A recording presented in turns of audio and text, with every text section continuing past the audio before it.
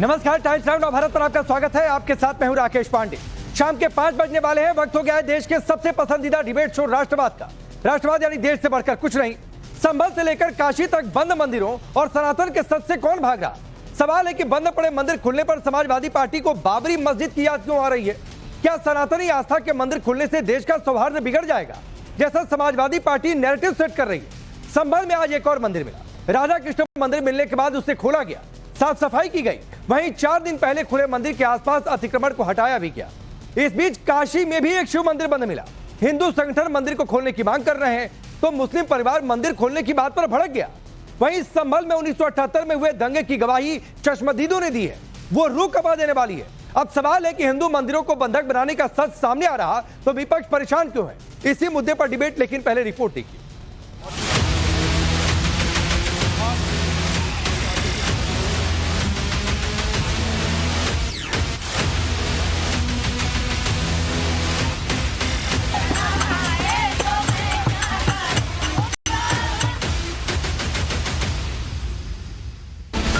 पहली तस्वीर संभल के उस शिव मंदिर की है जहां 4 दिन पहले 46 साल बाद मंदिर खोला गया। अब इस मंदिर में रोज पूजा पाठ जारी है।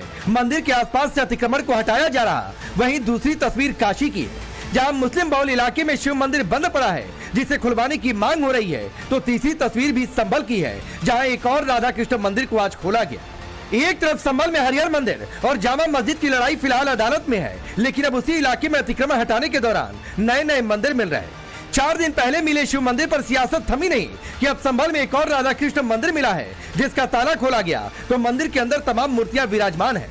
देखिए यहाँ पर किस तरीके से जो मंदिर में नीचे जो ताक है वो देखिए वो आपको नजर आएगा। और ये जो सिपाही हैं, ये देखिए पहरेदार इस तरीके से नजर आएंगे। ये कारागार है जहाँ भगवान कृष्ण कारागार से निकल के बासुजी की आए थे। ये देखिए पूरी यात्रा कारागार से निकले थे ना जब, और बाहर पहरेदार थे। ये लोग पहरेदार को निकाल के बासुजी के साथ ये देखिए ये पूरी यात्रा वृतांत जो है वो भगवान कृष्ण की वो यहाँ पे दिखाई गई है। यहाँ देखिए आपको लक्ष्मी माता गणेश जी की जो फोटो है वो भी नजर आएगी। और देखिए ये कितना पुराना मंदिर है और इसी मंदिर का आज जो है वो प्रशासन ने फिर एक बार खुलवाया है। और आप 4 दिन पहले मिले शिव मंदिर पर हो रहे अतिक्रमण को भी हटाया जा रहा। मंदिर के पास बने मकान की बालकनी अवैध रूप से बनी है, उसे भी तोड़ा जा रहा। प्रशासन के एक्शन से पहले ही मकान को तोड़ना शुरू कर दिया गया।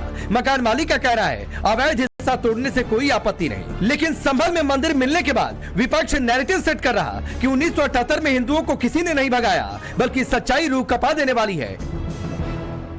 जो भी एटमॉस्फेयर था, जहां तक मुझे याद है कि ओवरऑल इनका इतना आतंक था कि उस आतंक के आगे हिंदू तो एक तरफ को दुबक के रह गया और यहाँ से भागने की स्थिति में आ गया। जिसको जहां राह मिली उधर को निकल गया और ओवरऑल इतनी दयनीय स्थिति बन गई हिंदू की कि वो अभी तक उभर नहीं सका है। मुस्लिम आतंकवादियों अतियाई द्वारा वहाँ पर तुरंत ट्रैक्टर की ट्रॉली लगाकर उसको गेट को तोड़ा गया।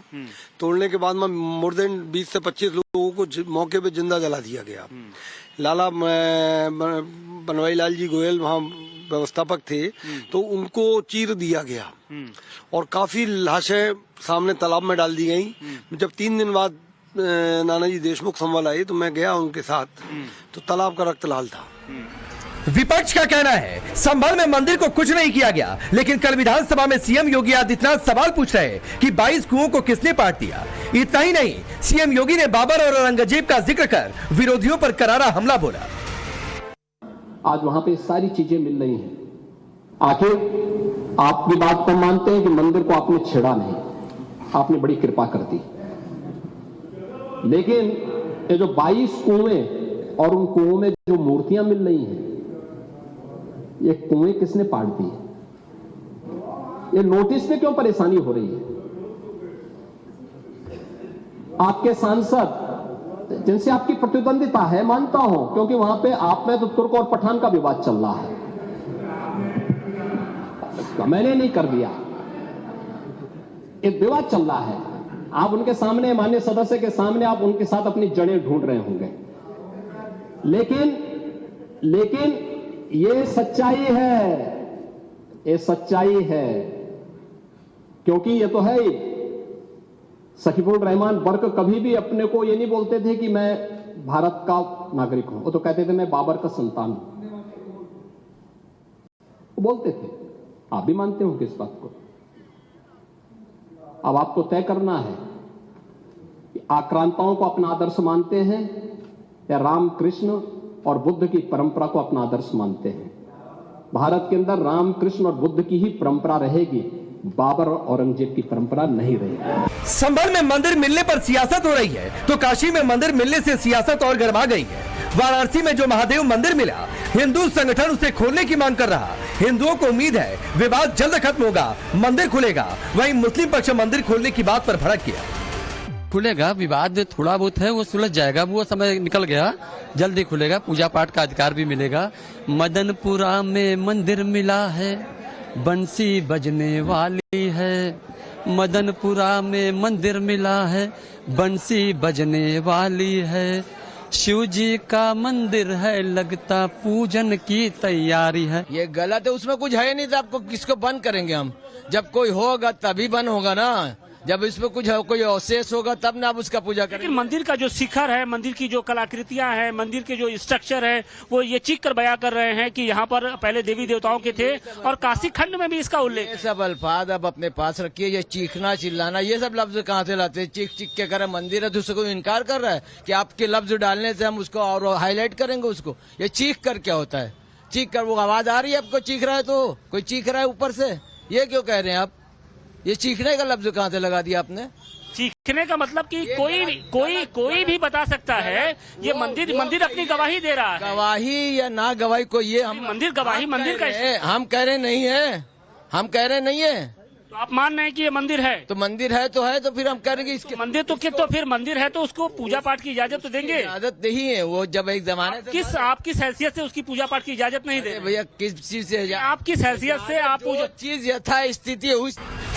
इस बीच संभल की बात हो या फिर वाराणसी के मंदिर मिलने की बात, सियासत जमकर हो रही है। समाजवादी पार्टी आरोप लगा रही कि संभल में सरकार एक नया बाबरी मस्जिद विवाद पैदा करना चाहती है, तो वाराणसी में मंदिर मिलने को समाजवादी पार्टी देश का सौहार्द बिगाड़ने की साजिश बता रही। विधानसभा में कैसे आदरणीय मुख्यमंत्री जी कह सकते हैं कि वो सीधे सीधे वो हरिहर मंदिर है? हम लोग शुरू से कह रहे हैं कि दरअसल संभल जो मामला है 2027 का एक नया बाबरी मस्जिद डिस्प्यूट पैदा करने का इस सरकार का बहुत ही सोचा समझा स्टेप है। खत्म करना चाहते हैं और इसी तरीके से ये देश को कमजोर कर रहे हैं। उन्होंने वो छोड़ी, उन्होंने ये भी कहा है कि भगवान विष्णु का 10वां अवतार संभल में ही पैदा होगा और ऐसा लगता है कि महर्षि व्यास ने पहले दिव्य दृष्टि संजय को दी थी और अब इन्हें दे दी। ऐसे में सवाल है कि बंधक बनाए मंदिरों का सच सामने आने से विपक्ष परेशान क्यों है? सवाल ये भी कि मंदिरों का सच सामने आने से देश का सौहार्द कैसे बिगड़ जाएगा? संभल में मंदिर विवाद को समाजवादी पार्टी क्यों बाबरी मस्जिद से जोड़ रही? सबसे बड़ा सवाल है यूपी में और कितने संभल हैं जहां हिंदू मंदिरों को बंधक बनाकर रखा गया है? ब्यूरो रिपोर्ट, टाइम्स नाउ नव भारत।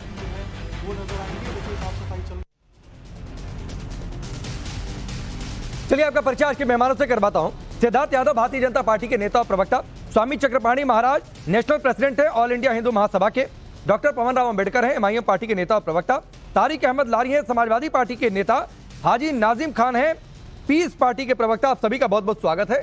पहला सवाल लारी जी आपसे है, ये सौहार्द कैसे बिगड़ता है मंदिर खुलने से? पहली बात तो यह है कि वो मंदिर का ताला किसने बंद किया था, उस शख्स का नाम तो बताइए। वही स्वामी गृह स्वामी जिसके घर के अंदर मंदिर है, उसी ने ताला बंद करके रखा था, वही ताला बंद करके चाबी लेके चला गया।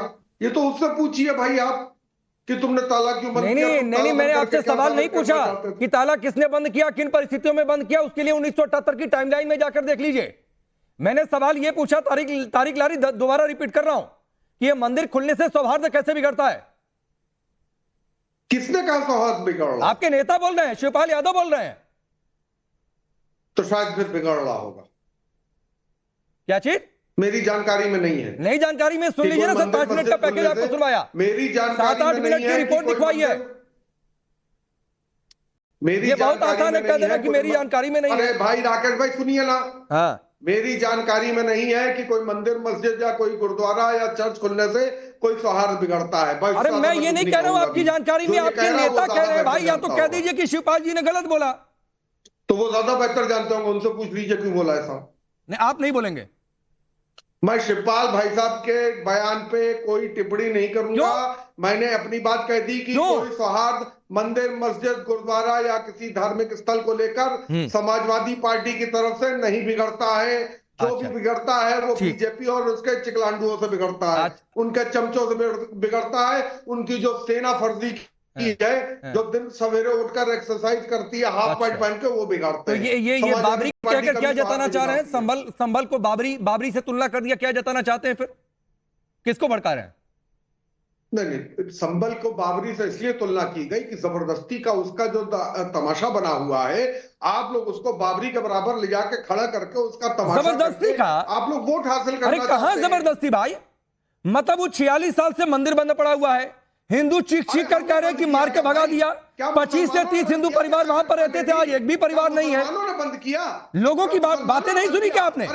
लोग कितने डरे सहमे थे, क्या हालात थे 1978 के, डेमोग्राफी कैसे चेंज हो गई वहां की। बात ना करिए, इतने साल से डरे सहमे थे, बेकार की बातें ना करिए, ये बेकार की बातें हैं। वाह वाह वाह, नहीं सिद्धार्थ यादव, हिंदू की बातें करना बेकार की बातें हैं। तारिक लारी ने एक लाइन बहुत क्लियर कर दी कि हिंदू की बात करेंगे, हिंदू की आबादी घटने की बात करेंगे, हिंदू का मंदिर खुल गया उस पर बातचीत करेंगे, क्यों बंद हुआ था इस पर सवाल उठाएंगे तो बेकार की बात है तारिक लारी की नजर में। कितने डरे से हमें व्यक्ति हैं। देखिए राकेश जी, बिल्कुल आपने ठीक कहा।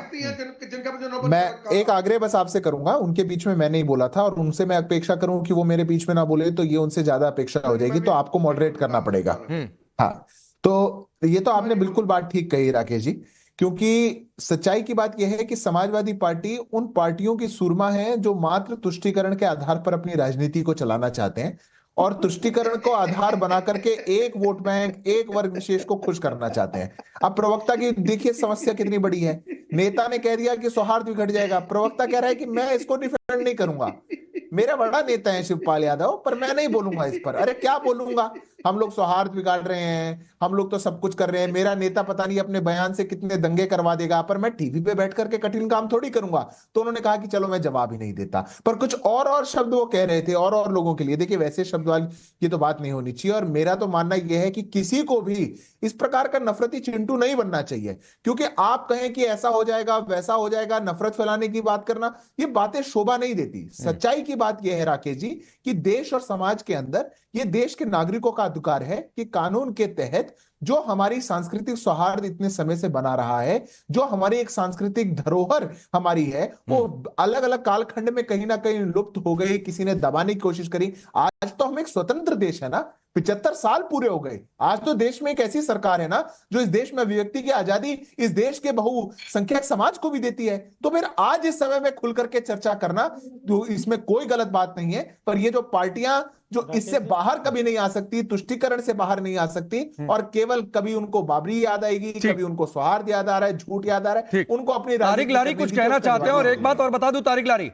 बहुत सीरियस डिबेट चल रही है सर, हंसकर इसका मजाक मत बनाइए, एकदम हंसकर मजाक मत बनाइए, कॉमेडी शो में नहीं बैठे हैं। और अगर हिंदू आपके लिए हंसने का विषय है तो सर माफ करिए आपकी इस सोच को। चलिए बोलिए जो आप कहना चाह रहे हैं। पहली बात तो ये ध्यान रखिएगा राकेश जी, हिंदू मुस्लिम यहां ना करिए। जो आप हिंदू मुस्लिम करके यहाँ दंगा करवाना चाहते हैं, मैं दंगा करवाना चाह रहा हूं, मैं दंगा करवाना चाह रहा हूं। तारिक लारी आप क्या बोल रहे हैं आपको पता है? आप ये ड्यूरेशन आप क्या बोल रहे हैं आपको पता है? बाबरी से तुलना आप कर दें, मूल निवासी से हिंदू मंदिर खुलने पर सौहार्द बिगड़ रहा है, आपके नेता बता दें, आप कन्नी काट लें। मुझे आप मूल निवासी से चिड़िए, मुझे कोई ऐतराज नहीं। 6% आपकी आबादी है, वो आपका आरक्षण, हम लोग जब मिलेंगे आपको 6% आरक्षण बहुत कायदे से आपके लिए आरक्षण होगा, बाकी 94। नहीं सुनिए ना भाई, ये सुनिए तारिक लारी, ये सब पॉलिटिक्स खेला करिए ना पैनल से बाहर जाकर, लोगों के बीच में जाकर, जो आपको वोट देते हैं उनके बीच में जाकर किया करिए। मेरे सामने ये पॉलिटिक्स मत खेला करिए तारिक लारी, आपको बार बार बोल रहा हूँ, सवाल पूछता हूँ, सवाल का जवाब देने के लिए बुलाता हूँ, नहीं क्या करिए। आपको पॉलिटिक्स खेलियों से बाहर खेला करिए, कि आप कितनी नफरत, और नहीं वोट लेने का मन हो मेरे घर पर आकर अपनी पार्टी का एजेंडा बताया करिए, यहाँ पर मत बताया करिए, मैं आपको पहले बता रहा हूँ। आप सख्त नफरत करते हैं, मैं जवाब दे दूं उनकी बात का। बेहतर होगा आप मेरे ऊपर कमेंट ना करें, आप जवाब सुने। अब उन्होंने कई बातें कही, अब उन बातों में कोई दम तो है नहीं, इसलिए मैं हंस रहा था बिल्कुल खुल के। अब इनको हम दिखते हैं कि हम लोग सौहार्द बिगाड़ते हैं। वो यूरेशन भूल गए जो बहराइच में हमारे घर के छत पर चढ़कर हमारी औरतों को छेड़ा, हमारे धार्मिक झंडे को फाड़ के फेंक दिया। तो हम अपने घर की औरतों की रक्षा के लिए गोली भी चलाते हैं। वो एक आतंकवादी। नहीं, रुकिए अब लारी जी रुकिए भाई, नहीं रुकिए, आपने बहुत बड़ी बात कही है और बहुत ऑब्जेक्शनेबल बात बोली है। वो झंडा उतारा मिश्रा ने, रामगोपाल मिश्रा ने, और वो गलत भी है, उसकी सबने आलोचना की। लेकिन सिद्धार्थ यादव यहां पर तारिक लारी समाजवादी पार्टी जस्टिफाई कर रही है कि ठीक किया सरफराज ने गोली मारकर। नहीं, ये जस्टिफाई नहीं राकेश जी, हम अपने घर की औरतों को नहीं बचाएंगे, गोली चलाते हैं। आप अपने घर की औरतों को ना बचाते हो, आप हो सकता है कि हम अपने घर की औरतों के लिए जान दे भी सकते हैं और जान दे भी सकते हैं। गोली चलाते हैं, व्यक्ति हमारे घर की वालों की पार्टी है क्या करेगा या गुंडाई से करेंगे आप? नहीं, रुकिए लारी जी, रुकिए 30 सेकंड। सिद्धार्थ यादव बोलिए। तारिक लारी प्लीज, आपने ताल ठोक कर बोला है कि गोली चलाते हैं और गोली चलाई गई, ताल ठोक कर बोला है। और मुझे लगता है कि कहीं से सपा का आला कमान और अखिलेश यादव आपके इस बयान को सुनेंगे तो क्या रिएक्शन होगा, इसका मैं भी इंतजार करूंगा। सिद्धार्थ यादव कहां इतराज कर रहा हूं, रुक जाइए तारिक लारी प्लीज, 30 सेकंड रुकिए। मैं बहुत अपना ऑब्जेक्शन इस पे आपको रजिस्टर करवाता हूं राकेश जी। ये जस्टिफाई नहीं कर रहे हैं, ये ओन कर रहे हैं। ये कह रहे हैं गोली चलाने वाले हम ही हैं। अरे सपाई तो है गोली चलाने वाले, पूरे प्रदेश के अंदर गोली चला चला के दंगों की आग में इन्होंने झुलस दिया। पूरे प्रदेश को इन्होंने एक सामाजिक सौहार्द खराब करके कितनी लाशें बिखार दी और टीवी में बैठ करके कह रहे हैं हम गोली चलाने वाले हैं। किस बात का गर्व कर रहे हैं आप? शर्म आनी चाहिए आपको, ये बेहद शर्म का काम है। जीते हैं चलिए, नहीं तारिक लारी, बहन बेटियों की तारिक लारी, जो आपने बात कही है, मुझे नहीं लगता कि सपा आपकी इस लाइन के साथ रहेगी, किनारे कर देगी सर आपको। जो आपने ओन किया है गोली चलाने वाली बात कि बहराइच में गोली चला दी गई, जाकर पूछ लीजिएगा अपनी पार्टी के रणनीतिकारों से कि ये सोच है क्या, कुछ भी आकर बोल देना है भड़काने के लिए। ठीक है भाई, रुकिए। नाजिम आप कुछ कह रहे थे, फिर मैं आगे बढ़ रहा हूं। हाँ देखिए राकेश भाई, देखिए जिस तरीके से अभी मैंने भाजपा के प्रवक्ता को सुना, उन्होंने कहा कि 75 साल आजादी हो गए, अब बहुसंख्यक को अब बोलने की आजादी मिली है संविधान के तहत। तो भाई ये आप कौन से संविधान के तहत आजादी की बात करते हैं? हम लोगों को तो आजादी 1947 में मिली, और जब इस देश के अंदर संविधान लागू हो गया तो हम संवैधानिक बातें करते हैं। लेकिन आप लोगों को अब भी आजादी नहीं है बोलने की, अब ये करें अब हमको आजादी मिली है बहुसंख्यक को। भाई आप गुमराह मत कीजिए देश के अंदर। और बात आती है हमारे यहाँ मस्जिदों की, भाई कब तक आप मस्जिदों के नीचे मंदिर तलाश करता रहेंगे? हम मस्जिद के नीचे मंदिर तलाशा गया भाई? ये बाबरी मस्जिद के नीचे किसने मंदिर तलाश करा? ये कहा अभी संभल में वहां कोई मस्जिद थी क्या जहां पर मंदिर मिला है? तो नाजिम खान, हाँ राकेश भाई सुन तो लीजिए, बनारस में काशी में जो मंदिर मिला, जो बंद है, लोग कह रहे हैं 40 साल से बंद है, 250 साल पुराना मंदिर है, तो वो वहां पर कोई मस्जिद था क्या? हाँ राकेश भाई, अब सवाल आपने करा, जवाब भी सुन लीजिए। अभी आपने कहा कि संभल की मस्जिद के अंदर, तो मैं ये कहता हूं कि देखिए बाबरी मस्जिद का अभी जिक्र आता है, संभल की मस्जिद का भी आता है, लेकिन उस काल के अंदर गोस्वामी तुलसीदास जी मौजूद थे, उन्होंने कहीं जिक्र नहीं करा था। क्या चीज का? उन्होंने ये नहीं कहा कि देखिए कि यहाँ अयोध्या के अंदर राम मंदिर तोड़कर बाबरी मस्जिद बनाई गई है, ऐसा गोस्वामी तुलसीदास जी ने कहीं जिक्र नहीं करा। तुलसीदास जी के कहां से तुलसीदास जी और बाबर को एक साथ लेकर चले गए? तो गोस्वामी कौन सी पाठशाला में पढ़े? जब बाबरी मस्जिद की बात कौन सी पाठशाला में पढ़ाई हो गई? अरे तो राकेश जी मैं तो वही कह रहा हूं, मैं ये कह रहा हूं कि ये बता दीजिए गोस्वामी तुलसीदास जी नहीं, स्वामी चक्रपाणी जी बाबरी मस्जिद यहाँ राम मंदिर तोड़कर बनाई गई है, तुलसीदास जी बाबर पता नहीं क्या क्या बोलकर चले गए। कुछ आया आपको समझ में? हंसी आई? रुकिए नाजिम खान, रुकिए। देखिए राकेश जी, हाजी नाजी एक तो बेवकूफी वाली बातें कर रहे हैं। अरे अगर जो देखना है तो औरंगजेब के जो पाप की गठरी है, साकी मुश्ताक ने जो उसके कार्यकाल में मिनट्स लिखे थे वही पढ़ लीजिए ना। उसने कितने मंदिरों को तोड़ा, कब तोड़ा, जो फरमान जारी किया वो पूरी तरह लिखा है। साकी मुश्ताक ने जो औरंगजेब कालीन जो मिनट लिखने का काम करता था। अरे सुनो भाई, पढ़ो लिखोगे तो है नहीं, अरे सुनो पढ़ोगे तो है नहीं, बस बैठ करके टीवी पे टीवी याद करोगे। अरे सुनो, बीच में मत बोलो। भारत सोने की चिड़िया औरंगजेब रहमतुल्लाह अलैह के टाइम में था, और औरंगजेब रहमतुल्लाह अलैह ने हमारे हिंदू भाइयों की आस्था जो सिर्फ ये जो चाइना ने कब्जा कर रखा उसको भारत के लेकर आए थे, भारत को दिया था। और आप बात करते हैं, मैं आपसे एक चीज पूछना चाहता हूँ महाराज जी, जिस तरीके की नफरत की बात आप लोग देश के अंदर फैलाने बंद कर दीजिए। अरे भाई हम कहते हैं कि भारत जो है बुद्ध की धरती है भाई, मुल्क वजीर आजम भी ऐसा कहते हैं, लेकिन ये बता दीजिए अगर भारत के अंदर अगर खुदाई होगी या सर्वे होगी कितने बुद्ध के मंदिर निकलेंगे? अरे तो कर लीजिए ना भाई, आपको इतना देखने का माने नाजिम खान तो जाइए आप, सुनिए आपको नाजिम खान फ्री की एडवाइस देता हूँ, चले जाइए अदालत में कि पूरा खोद खाद के देख लीजिए कहाँ कितने मंदिर किसके कितने मस्जिद क्या है, कर लीजिए सर, फिर मत वर्षी बैठ की बात क्या करिए। राकेश भाई हम तो सौहार्द बनाने की बात करते हैं, नहीं हम देश के अंदर तो मंदिर खुल रहा है तो सौहार्द बिगड़ रहा है, बंद मंदिर मिल गया, 78 की बात करने में सौहार्द बिगड़ जाता है। 78 के बाद हिंदुओं पर किस तरीके से हो गया? आप 78 की बात करते हैं, मैं ये कहता हूं कि वहां संभल के अंदर किसी मुसलमान ने मंदिर पे कब्जा नहीं करा था। तो मंदिर किसने बांटे? मंदिर किसने बांटे? मंदिर किसने बांटे? मूर्तियां कुएं में किसने फेंकी? हाजी नाजिम खान हिंदू फेंक के चला आया। राकेश भाई सुन तो लीजिए, उस वक्त के मुख्यमंत्री श्री राम नरेश यादव जी थे, तो पूछ सकते थे जनता पार्टी थी, लेकिन यहाँ पर हम लोगों को निशाने पर वही बात है भाई, आप तो हम लोग चलिए ठीक है, रुकिए जांच का विषय। हाँ तो जांच होने दीजिए ना, होने दीजिए जांच, इंतजार कीजिए। लेकिन पवन राव अम्बेडकर, सवाल ये कि भाई सौहार्द बिगड़ जा रहा है हिंदू मंदिर खुलने से, कोई आकर तंज कस के चला जा रहा है। आपकी पार्टी ऐसे तो बहुत बोलती है, लेकिन ये मंदिर क्यों बंद था अभी तक किसी ने नहीं बोला भाई। वहां इनक्रोस्ट कर दिया था, कुएं में मूर्तियां मिल गई, किसी ने नहीं बोला। बहुत बहुत शुक्रिया राकेश साहब। दरअसल क्या है, भारतीय जनता पार्टी का आधार जो है सत्ता को पाने का है धर्म, और धर्म के आधार पर ही इस देश में वो चाहे केंद्र सरकार के रूप में कार्य कर रही हो, चाहे अन्य राज्यों में भारतीय जनता पार्टी अपना काम कर रही है, उसका आधार सिर्फ और सिर्फ धर्म है।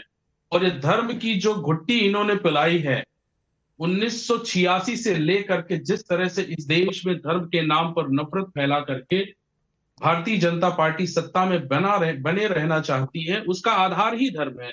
अब एक मंदिर मिला, उस मंदिर का किसी भी मुसलमान से कोई लेना देना, लेकिन संभल में जो घटना हुई 19 तारीख और 24 तारीख, उसमें बहुत बड़ा कवरेज मिल नहीं पा रहा है। इसलिए संभल की इस मंदिर के माध्यम से संभल में एक नई जो है तारीख लिखने का काम भारतीय जनता पार्टी कर रही है, और इसी आधार पर वो मीडिया का सहारा लेकर के इस देश के नागरिकों को गुमराह कर रही है। और भारतीय जनता पार्टी मतलब आप ये चाहते हैं पवन राव अम्बेडकर, आप ये चाहते हैं कि 46 साल से बंद एक मंदिर खोला गया, कुएं में मूर्तियां मिली, 22 में से 2 कुएं रिट्रीव हो गए, और ये सब कुछ हुआ है। 78 दंगे की बात हो रही तो मीडिया इसे ना दिखाए, आप ये चाहते हैं? बिल्कुल। आप राकेश साहब सुनिए, बड़ी मजेदार आपने बात कही। अगर 1978 की जांच अगर कराएंगे तो ये भारतीय जनता पार्टी वाले फंसेंगे। नहीं तो ठीक है ना, जांच पुलिस कर ही रही है भाई। मैं आपसे जो पूछ रहा हूं, आप चाह रहे हैं कि ये सब कुछ मीडिया ना दिखाए, आप ये चाह रहे हैं ना पवन राव, आप ये चाहते हैं मीडिया ना दिखाए? नहीं, मीडिया दिखाए, सच्चाई दिखाए, और मीडिया जो क्या सच्चाई? सच्चाई दिखा रहे हैं। आपको क्या लग रहा है कि झूठ का? नहीं पवन भाई, आपको क्या लग रहा है कि काशी में मंदिर मिला, संभल में मंदिर मिला, कुएं से मूर्तियां मिली, हमने झूठ का दिखा दिया? सच नहीं है ये? राकेश साहब, आप तो बनारस भी चले जाइए ना, हमारे बीच में। हाँ तो चला ही जाऊंगा, कई बार जा चुका हूं। कॉरिडोर बना, आप बात सुन लीजिए ना, कॉरिडोर बना, कितने शिव मंदिर तोड़े गए, आज तक किसी का साहस नहीं हुआ कि भारतीय जनता पार्टी से पूछ ले। अब देखिए आपकी यही दिक्कत है, उस कॉरिडोर को तोड़ने बनाने के लिए आपकी यही दिक्कत है। अब सुनिए पवन भाई, सुनिए, आपने कहा ना मंदिर हटाए गए, तो बिल्कुल मंदिर हटाए गए क्योंकि रास्तों का चौड़ीकरण हो रहा था और किसी ने कुछ नहीं बोला, लेकिन एक मस्जिद हटाई गई। सुनिए, एक मस्जिद हटाई गई और सड़क चौड़ीकरण में ही ये प्रशासन की कार्रवाई थी।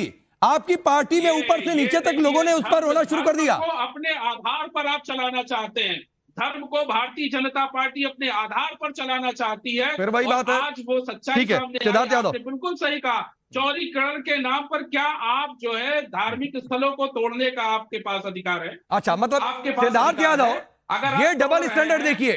एक मस्जिद चौड़ीकरण में हटी तो कह रहे हैं कि आप धार्मिक स्थल तोड़ सकते हैं क्या? राकेश साहब अब आप अपनी बातों में उलझिए नहीं। आप ये सवाल अब पवन जी सुन लीजिए। रुकिए पवन भाई, सुनिए फिर आ जाऊंगा आपके पास। सुनिए पवन भाई, सुनिए सिद्धार्थ यादव को। देखिए राकेश जी, मैं पवन जी से भी आग्रह करूंगा, एक लाइन पकड़िए, कहिए कि कोई मंदिर कहीं होगा वो तोड़ा गया तो गलत है, तो फिर बाबर से शुरुआत करी जाएगी। देश के सारे मंदिरों की आप और मैं मिलकर के लिस्ट बनाते हैं और हम कहेंगे कि ये सारे मंदिर हैं, इनको सबको पुनर्स्थापन किया जाए। क्यों ना किया जाए? अरे क्या समस्या है भाई? इतिहास है ना, हमारे देश का ही है। इस देश का हिंदू समाज सबसे सहिष्णु समाज है। मैं आपके बीच में नहीं बोला था पवन जी, अब सुनने की हिम्मत रखा करिए। आप लोग की सबकी दिक्कत ये हो चुकी है। सुन लीजिए, फिर आपके पास आ जाऊंगा। 30 सेकंड 1 मिनट सुन लीजिए, फिर आप रिप्लाई कर लीजिएगा। पवन भाई प्लीज एक एक करके मैं इसके बाद तुरंत आपके पास आऊंगा। पवन भाई 1 मिनट रुकिए, इसके बाद आऊंगा आपके पास। बोलिए सिद्धार्थ। ये सबकी आपकी दिक्कत नहीं होनी चाहिए ऐसी। इस देश का हिंदू समाज सबसे सहिष्णु समाज है, और अगर उस सहिष्णु समाज के साथ इतिहास काल में इतनी चीजें, इतनी घटनाएं घटी, और आज कोर्ट आदेश देगा सर्वे का, तो एक पार्टी को दिक्कत। मैं धर्म की बात नहीं कर रहा। अरे आपकी पार्टियां धर्म के आधार पर बनी हुई हैं। आप यहां पे हिंदू और मुसलमान बता रहे हैं। क्या है AIMIM? क्या इस पार्टी का फुल फॉर्म? किन लोगों की बात करती है? 15 मिनट के लिए पुलिस हटा दो, आपका नेता कहता है। समाजवादी पार्टी कह रही है कि सनातन खराब है सबसे, राम मंदिर खराब है सबसे। जब आपके नेता खड़े होकर के पूरे दिन हिंदू मुसलमान करते हैं, तुष्टीकरण के लिए एक वोट बैंक को खुश करने की बात करते हैं, और टीवी डिबेट में आकर के कहते हैं हिंदू मुसलमान मत करिए। हिंदू मुसलमान की बात बड़ी अलग है, ये हिंदू मुसलमान की बात नहीं है। ये भारत के आप राकेश जी, मैं ऐसे डिबेट में पार्टिसिपेट नहीं कर सकता। पवन जी आपको सुनना पड़ेगा। पवन राव अंबेडकर जी, मैंने बोला कि सर सुन लीजिए, इसके बाद आ जाऊंगा। बीच में टीका टिप्पणी करेंगे किसी की बात। 30 सेकंड आप चुप रहेंगे पवन भाई, 30 सेकंड में अपनी बात पूरी करिए सिद्धार्थ भाई। मैं पवन जी 20 में अपनी बात खत्म कर लेता हूं, मेरे 10 भी आप ले लीजिएगा, पर दर्शकों के लिए इतना अन्याय मत करा करिए। आप लोग सुनने की हिम्मत रखिए। आज अगर इस देश के अंदर कानून के मुताबिक कुछ भी हो रहा है, तो इतनी नफरत होना, सनातन के साथ इतनी घृणा होना मन में, यह आपके साथ नहीं होनी चाहिए। और आप लोग भी अपने आधार को चेक करिए। पूरे दिन धर्म की राजनीति आपकी पार्टी करती है। हमारी पार्टी का नाम है भारतीय जनता पार्टी। हमारा नारा है सबका साथ सबका विकास। आपकी पार्टी है all India Muslim Ittehadul Muslimeen, और उसका नारा है 15 मिनट के लिए पुलिस हटा दो। ठीक है, ये फर्क है दोनों में। बोलिए पवन राव अंबेडकर, 30 सेकंड आपके लिए, फिर उसके बाद लारी जी आपके पास आता हूं। बोलिए। भारतीय जनता पार्टी का तो नाम है, लेकिन धर्म के आधार पर आपकी स्थापना हुई है इस देश में। सत्ता आपने पाई है, धर्म के नाम पर पाई है। आप बांटेंगे क्या? रजाकारों की पार्टी सर्टिफिकेट बांटने का काम करेगी क्या? आपने बताया नहीं, आप पहले अपना इतिहास बता दीजिए, कौन है रजाकार, फिर जाकर के बताइएगा। सबको सर्टिफिकेट देते हैं टीवी पे बैठ करके। रजाकारों की हम तारीफ नहीं करते। रजाकार गए जहां जाना तो चले गए। आप बताइए, अपने नेताजी से पूछिए, रजाकारों की पार्टी है आपकी। ठीक है, नेताजी बताएंगे। ठीक है, और तारिक अहमद लारी बोलना नहीं चाहता था। ठीक है सर, ठीक है, मैं आगे बढ़ता हूँ, आगे बढ़ता हूँ। तारिक अहमद लारी, 30 सेकंड आपको देता हूं। जो लोगों ने कहा है ऐसा आतंक फैलाया कि हिंदू भागने के लिए मजबूर हो गए, 20 से 25 लोगों को जिंदा जला दिया, तब करीब 65% हिंदू थे, आज 20% रह गए। ये लोगों की बातचीत है। और डेमोग्राफी ऑन रिकॉर्ड की बात कर लूं तो आजादी के समय 45% आबादी थी, और उसके बाद अब जो है 22% के आसपास है लास्ट सेंसस के मुताबिक। तो कैसे हो गया भाई ये? कभी इनकी आवाज उठाई क्या जाके? थोड़ा पांडे जी मुझे समय दीजिएगा। देखिए, मैं 1947 से बात करता हूँ। 1947 से इस देश का प्रधानमंत्री सिवाय हिंदू का और कोई नहीं हुआ, और सारी सेनाओं के प्रमुख भी हिंदू हुए। और नहीं तारिक लारी, एक बात सुनिए ना, सुनिए नहीं सुनिए भाई, पहले आप नेताओं पर टिप्पणी करिए, उनका जाति धर्म देखिए, लेकिन सेनाध्यक्षों को जाकर उनकी जाति और धर्म मत देखा करिए। मैं आपको पहले बता रहा हूं, नहीं, हम धर्म एक सैनिक का कोई जाति और धर्म नहीं होता है। वो देश के लिए लड़ते हैं और देश के लिए जीते हैं, हो गई आपकी और देश के लिए शहीद हो जाते हैं। तो मेरे सामने मैंने बार बार बोला है, मेरे सामने ये फालतू की पॉलिटिक्स मत खेला करिए। आप नेताओं पर जो मना टिप्पणी करिए, सैनिकों पर नहीं। बोलिए mister Pandey, please don't disturb in between. हाँ तो mister Lari, please mind your language. आपको पहले बता रहा हूँ, सैनिकों पर टिप्पणी मत क्या करिए। Do not disturb. पहले आप पूरा बात सुन लीजिएगा, तब आप समझ जाएंगे मैं क्या कह रहा हूँ। पहले बात सुना करिए कि तब आप समझेंगे यहाँ किस लिए किसका वर्ड इस्तेमाल किया गया, पहले सुन लीजिए। 99% जितने गवर्नर और मुख्यमंत्री हुए वो सब हिंदू, 99% डीजीपी हुए वो सब हिंदू, फिर भी हिंदू खतरे में है। अब आप 78 की बात कर रहे हैं, भाई ये जो इस समय बीजेपी के साथ जनता जो ज्यादातर जनता नहीं है, नहीं वही लारी भाई कांग्रेस के प्लीज साथी जो प्लीज नेता इतना BJP इतना नहीं, में इस इतना समय घुमा बने फिरा हुए के नहीं हैं, होता है हाजी जो नाजिम खान। विधायक नहीं नहीं, इतना सांसद घुमा बने, फिरा वो के नहीं होता कांग्रेस के है। थे। ये कांग्रेस डेमोग्राफी उदाहरण चेंज हो लेके गई। उन्होंने अपने पास बनाए हैं। नहीं नहीं, तो ये तारिक वही लारी जिस जनता तरीके पार्टी से हो आप गई है। 5 लोग मारे गए उनकी बात कर रहे थे, तो इन हिंदुओं की बातचीत क्यों नहीं की आपने?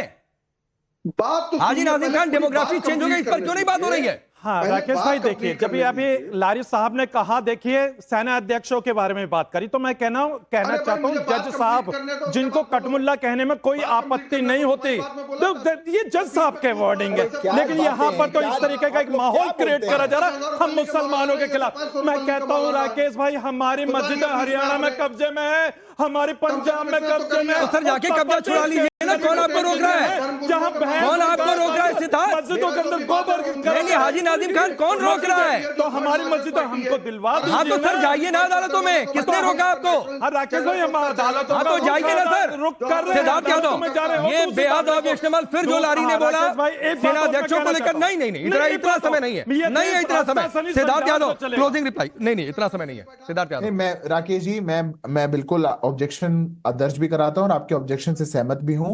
देश को धर्म और जाति के नाम पे बांटने वाले ये सेना को छोड़ दीजिए। और अगर ये हाजी नाजिम खान को लग रहा है कि उनके कोई मस्जिद कब्जे में है, तो मैं कहता हूं देश के सब मंदिरों का सर्वे करवा लीजिए। जाइए, आपके साथ खड़े होकर करवाएंगे, ना पत्थर चलाएंगे, ना लोगों को मारेंगे, ना गोली चलाएंगे, ना टीवी पे बैठ करके चलेंगे। नहीं ठीक है सिद्धार्थ यादव, आपने बड़ी बात कही। हाजी नाजिम खान, मैं आपको यहीं से कहता हूं चले जाइएगा, सिद्धार्थ यादव आपके साथ हैं। और फिर दोबारा आकर मत कहिएगा कि यहां पर मस्जिद कब्जे में है, वहां पर मस्जिद कब्जे में है। ठीक है, आप सबका बहुत बहुत शुक्रिया।